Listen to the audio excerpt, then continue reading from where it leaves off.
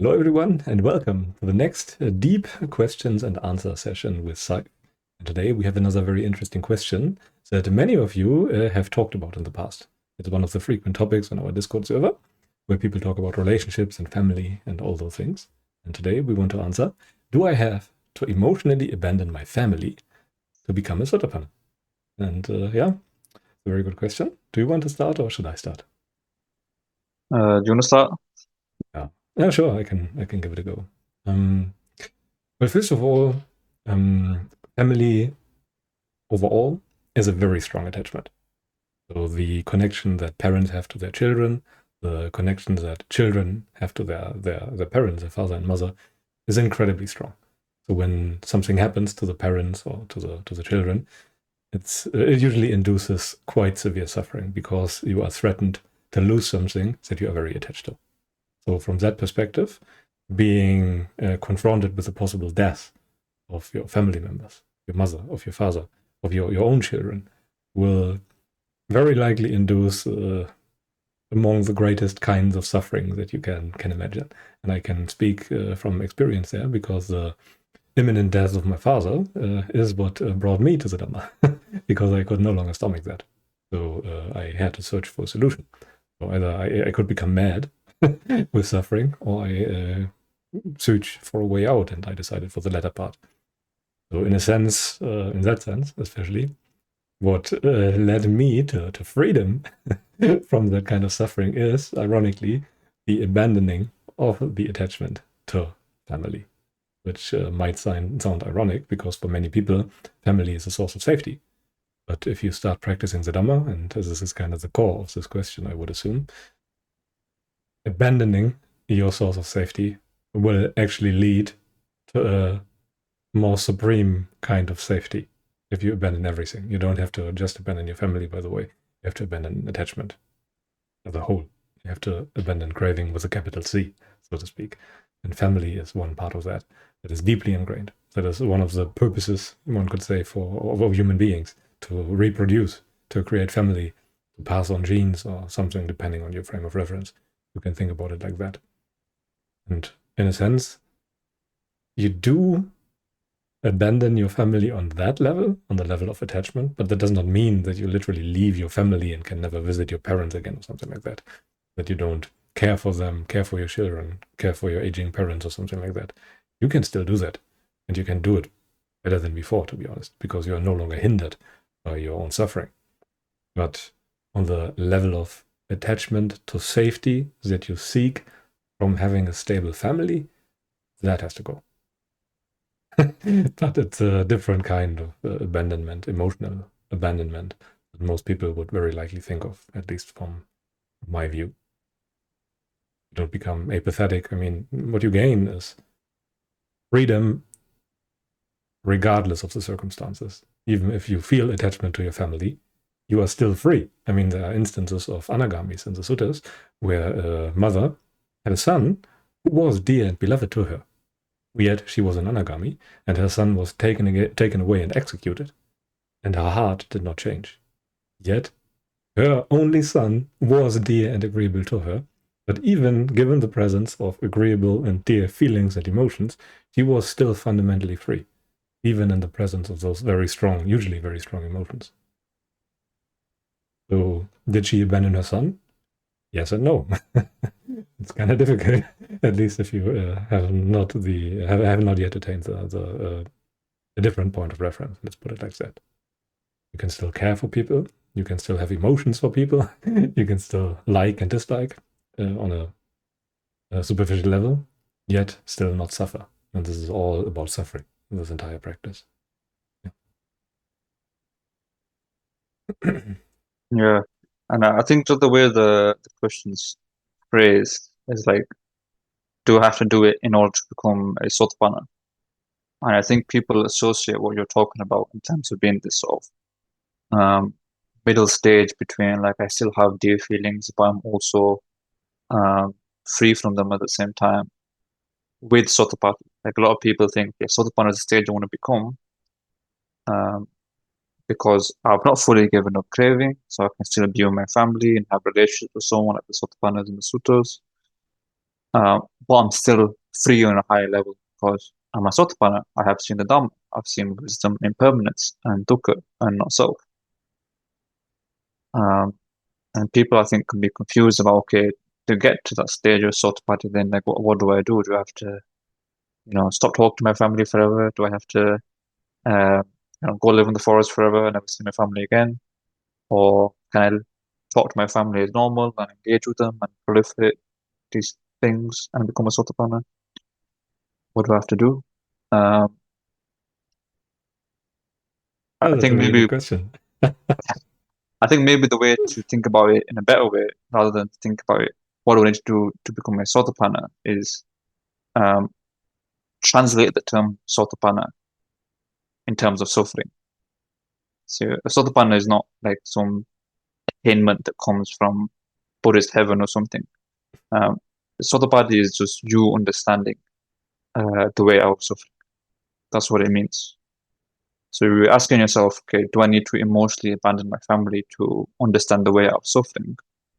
Well, like you were saying before about attachment and so on, if you are extremely bonded to your family, concerned with them, wanting their supreme well-being in an attached manner, whereby if there was a change in that family, you would suffer, then yeah, the emotional abandonment, that emotional attachment has to be abandoned in order to understand the way out of all suffering. So craving is not only in regards to um, like cigarettes or coarse urges, it is also in regards to things like family and wealth and acquisitions. There's even that sutta in the Therigatha where a monk is talking about lay followers who memorize the idea that sensual pleasures are impermanent, but then he says even though they memorize it, they're still attached to family. They're still concerned for their wife and the kids and attached to wealth. So that's their sensual pleasure. Um, so if you're practicing towards Sotapati, like obviously you don't have to, like I said before, you don't have to go into the forest and never talk to your family again. But you do need to internally be analyzing your intentions in regards to them and how you're still proliferating unneeded lust and aversion and favoring and opposing attachment. And you do have to be contemplating your liability to suffering on account of your family. And as usual with everything else, seeing the extent of the gratification in regards to it, the danger, and the escape in regards to it.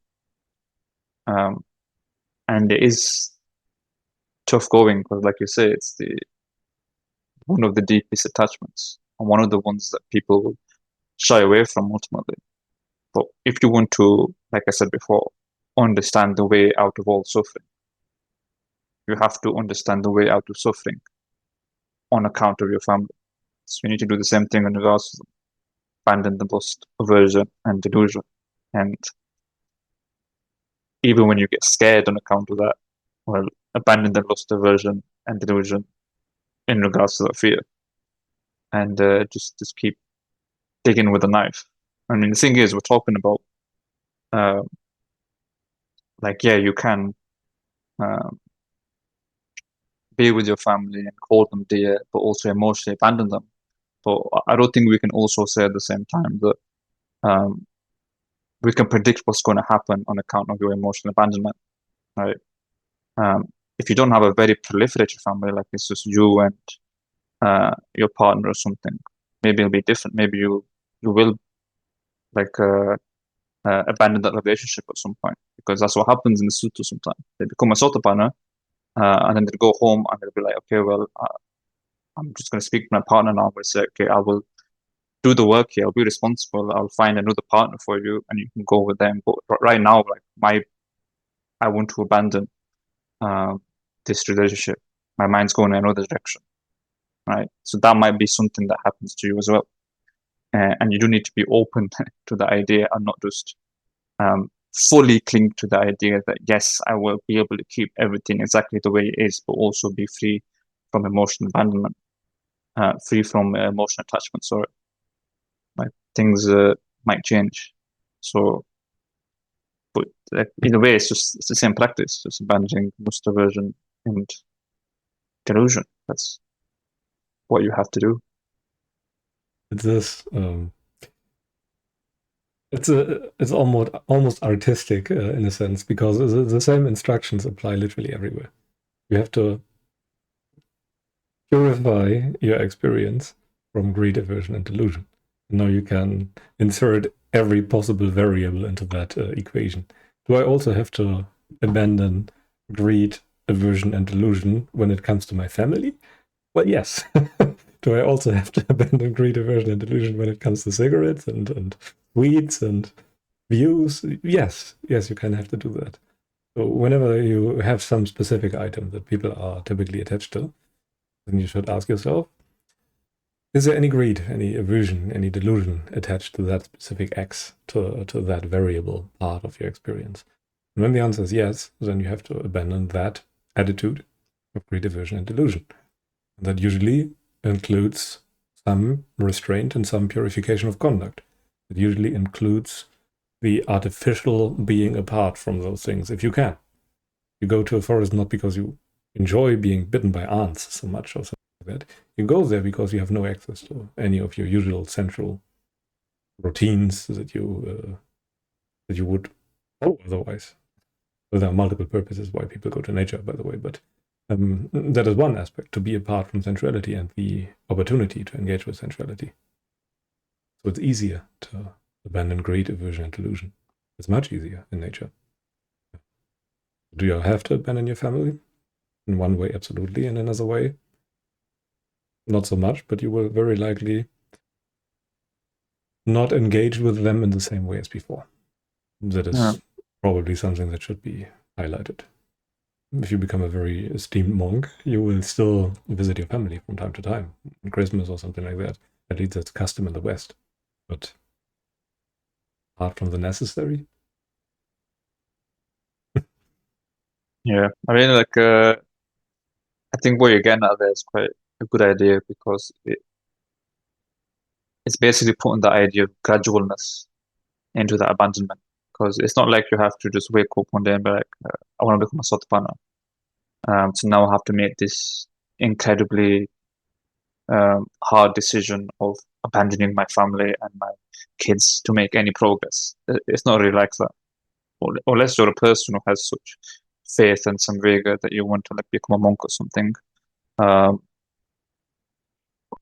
That's not how it works. It's normally something that's much more gradual. So within your family life, within your life with your wife or husband and kids and so on, or mother and father and siblings, all you have to do is just think about lust, aversion, delusion in your general life. So in regards to your speech, for example, you just start to abandon idle talk within your family life. Okay, that can be a first step. And you might not even do idle talk completely, but you cut out some forms of idle talk, right? And then you gradually increase it. And then you start to realize that on account of the abandonment of lust, aversion, and delusion, even without thinking like, oh yes, I'm going to do this big thing of abandoning my family, you will just realize that actually I've done it a long time ago, right?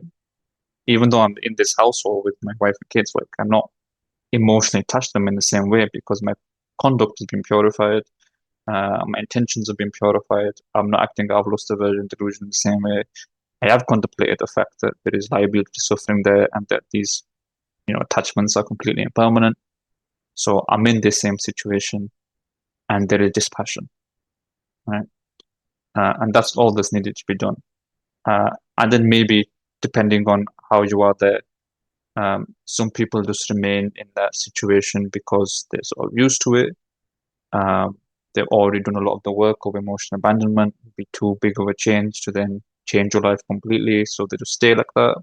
Some people will realize on account of that, well, they've lost interest in the relationship, so they're going to start working and abandoning it. Some people will stay for their children and so on.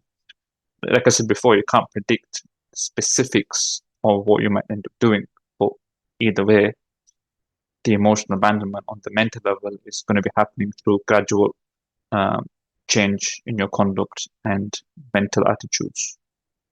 That's all that needs to be done. It doesn't need to be this massive, massive, massive thing necessarily. Yeah. I think it might also be beneficial to talk about the topic in a more, let's say, positive or cultivating way. Usually we speak of the Dhamma in a negative way, as an abandoning greed, aversion, and delusion. And I see that many people find that rather negative. I don't think that's negative. I think that's very liberating, but that's the usual criticisms that we get. You can also praise, for example, the Brahma Viharas as rather positive qualities. You can think of the abandonment of craving as the development of the heart, as a development of metta. As the development, well, you do technically abandon ill will, but you can also think of that in terms of cultivating unconditional friendliness towards all beings. It's also a more positive way of thinking about things. So when you abandon your family, it's not that you actually abandon them. What you abandon is fear of losing them. You abandon the dependency on your family. You abandon the necessity to feed on them, as Preston sometimes says. You no longer need them to be at ease, which is a good thing. You develop your own heart to the degree that you just have unconditional love for them. It does not. Prior to that, if your emotions change towards your family, then you will just abandon your family because your emotions tell you to. But if you have cultivated your heart, then they can misbehave and you will understand that. But it will still apply to all people around you.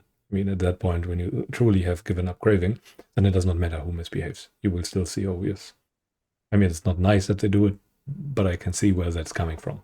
You have that wisdom that you can truly understand and see other people as your best friend, so to speak, even if you have never met them, which is a very powerful thing. But it's you will not be able to give rise to ill will, same way as before, and you will not fear losing them. And fear is always kind of accompanied by aversion.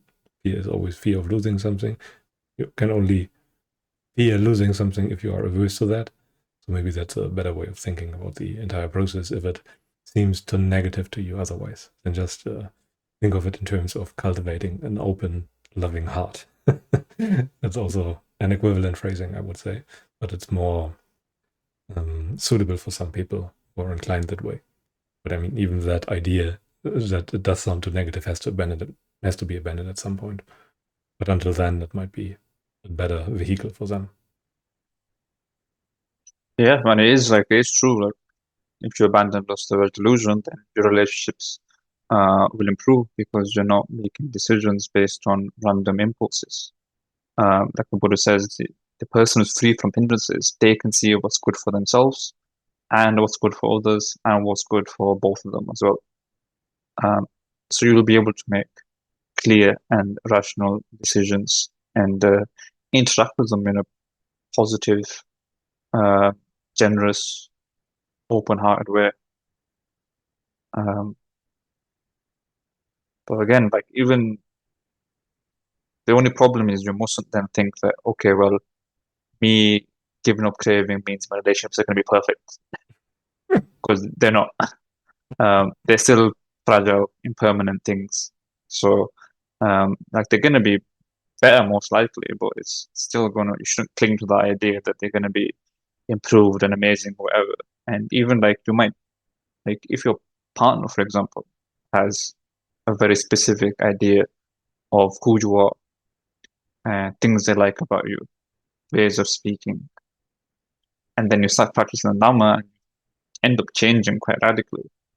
Like even though for you it's a positive, and even though you think you're positively engaging them in a different way, like they might just think, okay, well, this person's different now. But you have to just be free from that clinging, and you should be free from that clinging, not because like you need to abandon the relationship, whatever, but because well, relationships are impermanent anyways. Like it might have happened any other way. Only thing you can care about is making sure that you are making positive, um, uh, positive attitudes towards people around you and positive conduct to the best of your ability, which you will be if you're abandoning lust, aversion, and delusion. Like, you will be open-hearted, positive, generous, magnanimous, whatever it is. But that's the best you can do, really. Mm-hmm. The only thing that you have truly under your control. I mean, you cannot even change your own feelings, let alone the feelings of others. If the feelings of other people for you change, then they will leave you, and there's nothing you can do about it. The only thing that you truly have under your control is your own craving and your own suffering. And that's the only reason why that entire thing can even be stopped, because you are actively fueling it. Try controlling the feelings of other people. Good luck with that.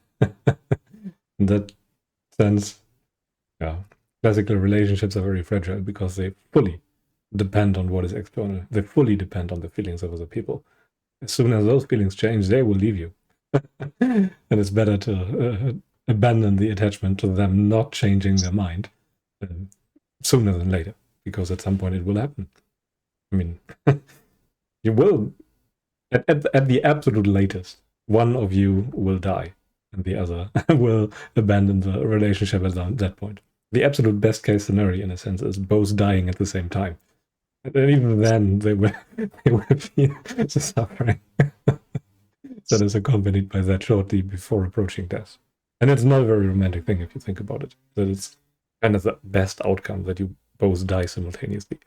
I mean, there's a certain romantic idea to that, but you're still dying and never seeing that person again. So better abandon that attachment sooner than later. Otherwise, it will give rise to remorse later. It's just how it is with all attachments. Yeah. That's why, like in the sutra, there's sometimes they talk about as well, like picking a partner that is good for you as well, because what it talks about, like sometimes the man or the woman's an angel, and then the partner is just the stupid idiot that's full of craving, and then like the relationship's just going to be tumultuous as a result. Obviously, a lot of people have partners that they already have before they came across the Dhamma. So then when they develop in the Dhamma, there sometimes can be a mismatch of values and that sort of thing. If you really want to start your own family and so on, best thing to do would be to find someone who has not necessarily like anagami wife husband or something, but someone who has similar values of um, emotional resilience and harmony, basically. Not being impulsive and probably not having too romantic an ideal relationship based on just random feelings, but on something a bit deeper. And that's another positive outcome that can come out from a relationship, apart from just abandoning attachment for each other. Even then, again, first of all, that's very difficult to find. Second of all, still, it's the same goal of abandoning lust aversion and delusion, especially if you want to get any higher attainments like Sotapatti and so on. Because you have to remember that Sotapanna is destined for Arhanship. So the dispassion is only going to increase, not decrease. And it's going to increase not because, like again, it's raining down on them from Buddhist heaven or something. It's increasing because they themselves see the worthiness of abandoning lust, aversion, and delusion. So, same thing. That's all you have to say. Yeah. Yeah. Well, as you can see, it is kind of a difficult topic, but in the end, it's also very simple. It's only that we make it difficult through our confused minds, through our minds that are not willing to give up whatever superficial safety we have attained through the means of family.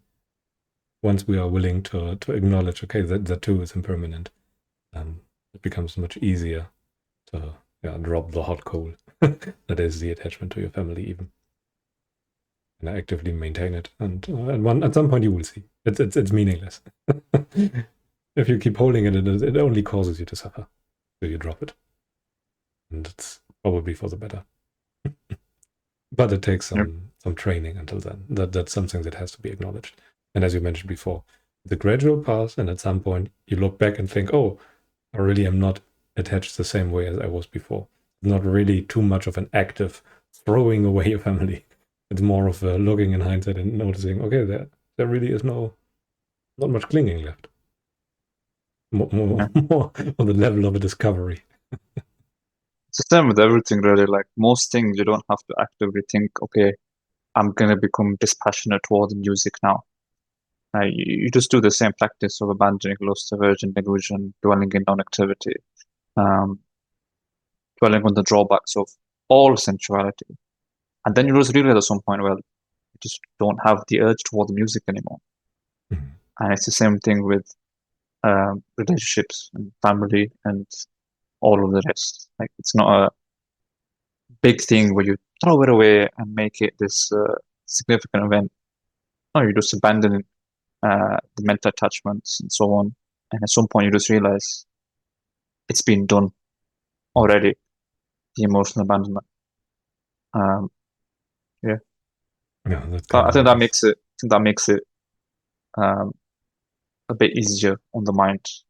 Mhm. Uh, yeah, Yeah, it's kind of an artificial thing that we create for ourselves. I now have to abandon my family. I am at a crossroad or something. It's not. At some point, you will just notice, oh, yes, I have thrown that attachment away too. It's a better and more healthy way to think of it. If you continue the practice of throwing away of renunciation on a general level. As I've mentioned many times before, craving is a package. You either weaken the whole thing at once, or you're not really weakening it at all. And it has byproducts. It will those fruits let's call it fruits will ripen at some point, and you will notice in all kinds of things. Oh, here I am free. Here I'm free now. I'm free in all those situations now, as I have yeah, given up craving. yeah. So the situation where like the Buddha got into, someone was arguing with him basically and throwing all these harsh words at him, and someone noticed that the Buddha's face like lit up as a result, and he smiled. And it's the same thing. Like you just realize all these things that I used to affect me, I'm just free from, and then joy arises, and then the body grows even calmer, and then you grow even more free. Uh, and that's how it is at some point along practice. Um, but at the beginning, yeah, like you said, the tendency is to get caught up in the particular like, physical things you're renouncing, and not that pure mental aspect of lust, aversion, delusion. Mhm. Um, obviously, there are physical aspects of that, but the mind focuses first and foremost on the mental aspect. Mhm. And then it's almost like you focus on the mental aspect, and the all the physical stuff accommodates itself naturally to how your mind's been developed. Mhm. So if you developed mentally emotional abandonment towards family, um, whatever needs to happen at the physical level in terms of your interactions with them or um, like what household you're living in and things you do on a daily level, that happens naturally according to how your mind's been developed in advance. You don't need to think about the specific things. Like if you're gonna go live separately or something, or live together with them, or are you gonna, hug them when they graduate or whatever? You don't think about things like that. What happens will happen naturally according to the mind that's been set up in advance. Um, so that's usually how I um, tend to think about it. And you start to realize it at some point as well, like the mind will, like your physical environment, and so on, and the lifestyle you lead will just naturally change as you start developing Dhamma values, like not even without thinking about it, but you'll just start going in that direction of simple lifestyle and so on. It'll just happen. Um, so yeah, That's a very good way of thinking about it, actually. I like that a lot. Um, there's a very basic observation when it comes to humans, pretty much. Our behaviors are in line with our values. So if we desire chocolate, then our behavior will be in line with that, and we will repeatedly go for chocolate. Once we have abandoned the value of chocolate, our behavior will slowly display this abandonment of chocolate, and we will no longer go for it. And the same applies literally everywhere. If we have abandoned the need for chocolate, then yeah, everything will fall into place, and we naturally move away from the place of chocolate or something like that. So when renunciation becomes a top priority, everything else will move into the background. And there's no longer any real need for anything else. And it's natural in that sense. yeah. Yeah, it's like you said, don't make it into like this big crossroads decision, because I've seen it sometimes that people think like, I have to make this big decision now if I want to become a Sotapana. Do I have to now just like move to Sri Lanka and go into the forest and never see my kids ever again? And they feel like racked up with guilt and everything. But like it doesn't have to be like that.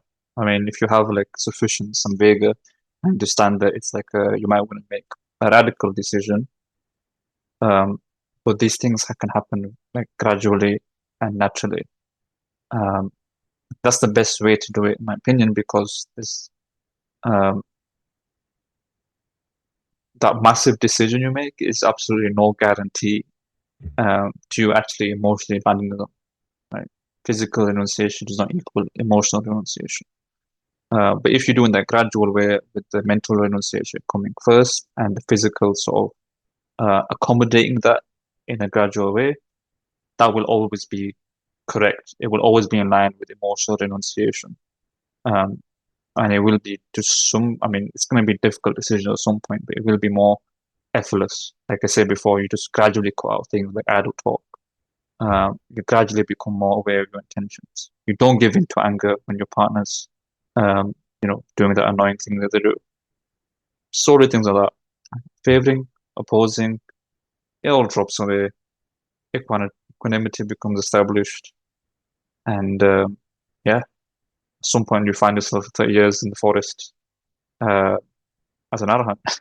This just ends up happening at some point. Yeah, very good.